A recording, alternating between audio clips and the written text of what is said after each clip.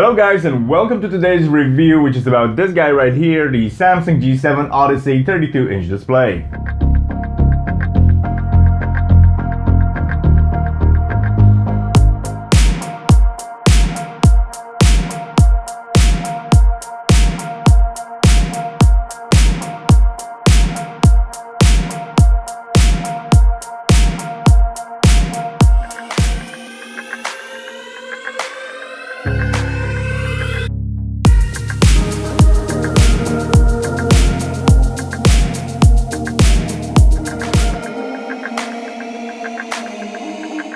We're going to be taking a look from the outside in, so to say, with this display, because first of all, I'm pretty sure that most of you, like myself included, if you're going to upgrade your current setup, you're looking forward to see if this display fits your desk, how big is this display, how well it integrates with your current setup, and is this display the right display for you.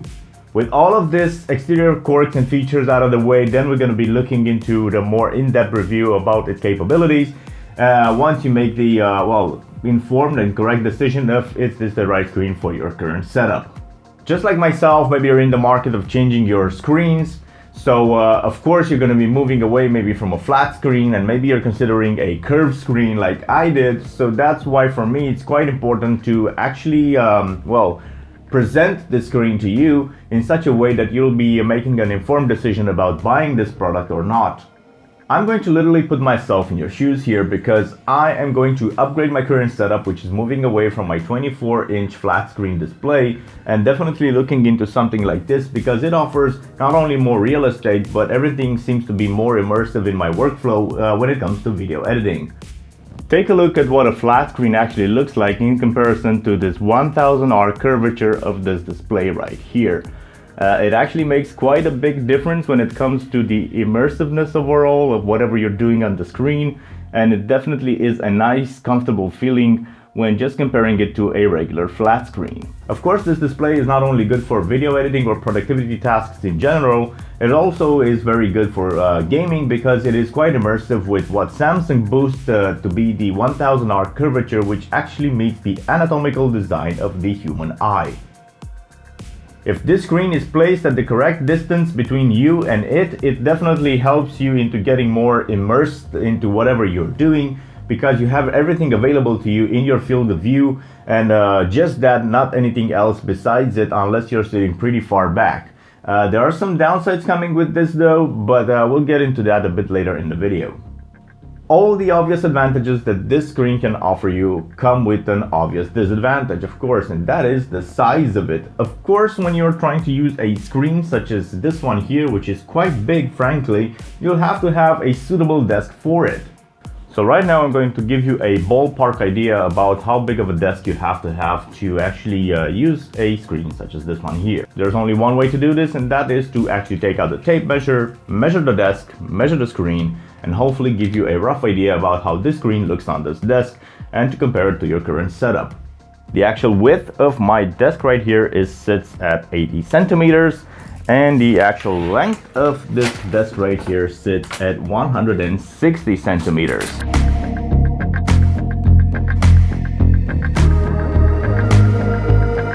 Taking a look at the screen right here, all the way from the front of the screen to the back of the screen right there where the post sits, you have quite a width to cover. So this is definitely something to take into consideration with the availability of your desk.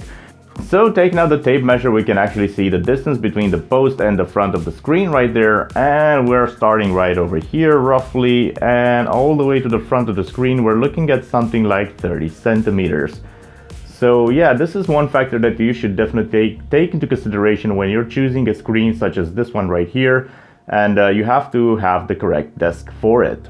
The stand of the screen right here, as you can see, is actually V-shaped, so that allows for a lot of things to be mounted underneath or just in front of the screen, and that's really a good thing and a good decision from Samsung.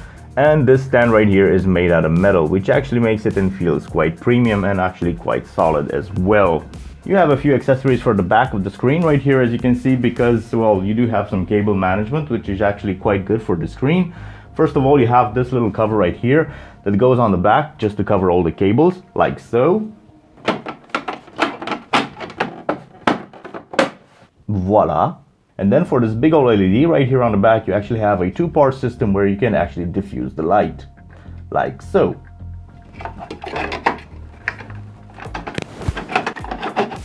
Voila! For the back of the stand right here, you have a dedicated channel to run all your cables through it, and it is actually quite nice. As you can see, you can just remove this piece of plastic from the back. The actual post right here comes with a dedicated channel to run your cables from the back of the screen through it and then outwards, and so you don't have to ever see them again. And they do give you this plastic piece to cover it all up so it looks nice and tidy. As well, dedicated and integrated in the back of the stand right here, you have a headphone stand.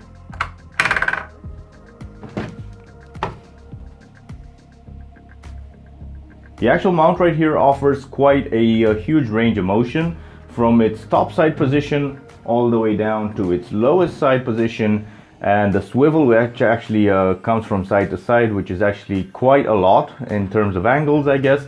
And as well, the tilt is actually offering quite a lot of tilt.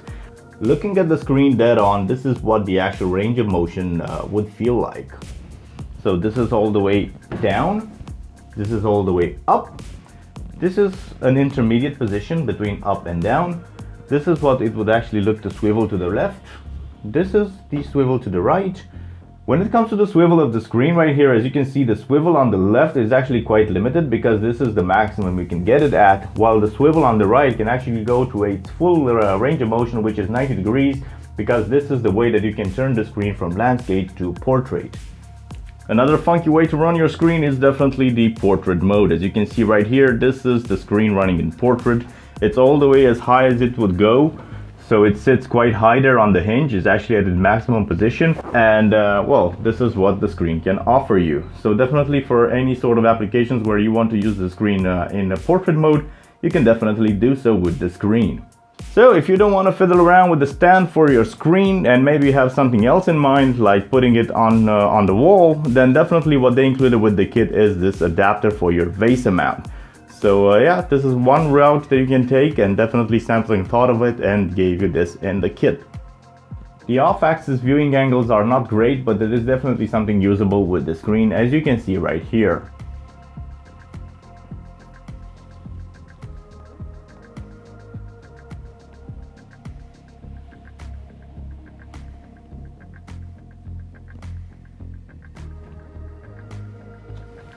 With all of its quirks and features out of the way regarding its size, it's time to dig in a bit deeper right now and see if overall its specifications are the right specifications for you. So this screen right here, the Samsung Odyssey G7, it's an actual behemoth of a monitor. I'm very impressed with its performance and the way it looks. I could even use the quote-unquote unmatched immersion that they used on their marketing materials. I'm not one to get easily fooled by the marketing, but definitely this screen is very immersive when it comes to all the tasks that you can do on it, especially games and movies, and definitely is very useful when it comes to productivity tasks. But definitely the 1000 art curvature combined with the 240 Hz refresh rate of this monitor and its screen brightness that goes from 300 nits all the way up to 650, I would say ish nits, is definitely something that works in the best interest of this monitor right here.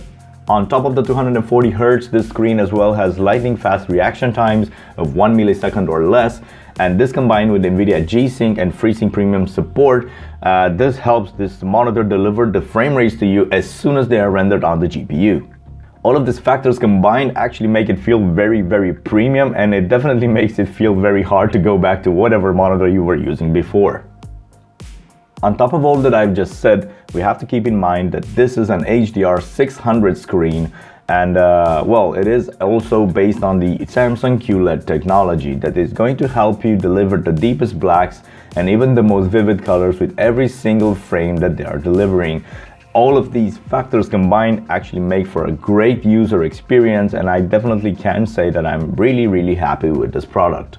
Although the screen right here is actually very immersive when it comes to games, and of course as well immersive when it comes to watching movies, for my own personal use I found it to be well, of most value to me when I use it with productivity tasks such as editing video in Adobe Premiere. You have everything available to you without needing to turn your head, and it actually feels very immersive, providing you with all the tools just right there in a field of view, just making it feel all that more natural and comfortable to use Adobe Premiere softwares, or maybe just any other type of software when it comes to editing videos or any other general productivity tasks that you can throw at it.